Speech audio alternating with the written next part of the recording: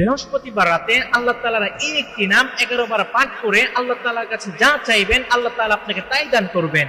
সম্মানিত প্রিয় ভাই ও বোনেরা, আল্লাহ তাআলা আমাদের জীবনে দিন রাত দুটি ধারা রেখেছেন, এর মধ্যে কিছু দিন এবং রাতকে স্পেশাল করেছেন, বরকতময় করেছেন।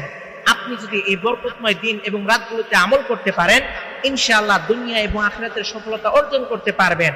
এর মধ্যে অন্যতম একটি বরকতময় রাত হলো বৃহস্পতিবারের রাত, অর্থাৎ জুমার দিনের আগের রাত। বৃহস্পতিবার সূর্যাস্ত থেকে নিয়ে শুক্রবার সুবহে সাদিক পর্যন্ত এই সময়টা হলো খুব গুরুত্বপূর্ণ একটি সময়।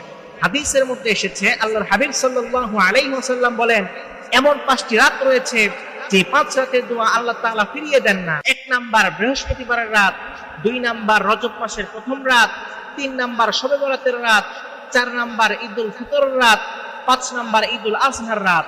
এই 5 রাতের মধ্যে অন্যতম একটি রাত হলো বৃহস্পতিবারের রাত। সুতরাং আপনি যদি বৃহস্পতিবার রাতে একটি আমল করতে পারেন, ইনশাআল্লাহ একটি আমল করে আপনি আল্লাহ তাআলার কাছে যা চাইবেন আল্লাহ তাআলা আপনাকে তাই দান করবেন। আমলটি কিভাবে করবেন? প্রথমে সুন্দর করে ওযু করবেন, এরপর 3 বার দুরূদ শরীফ পাঠ করবেন। দুরূদের মধ্যে সর্বশ্রেষ্ঠ দুরূদ হলো দুরূদে ইব্রাহিম, যেটা আমরা নামাজের মধ্যে পাঠ করি।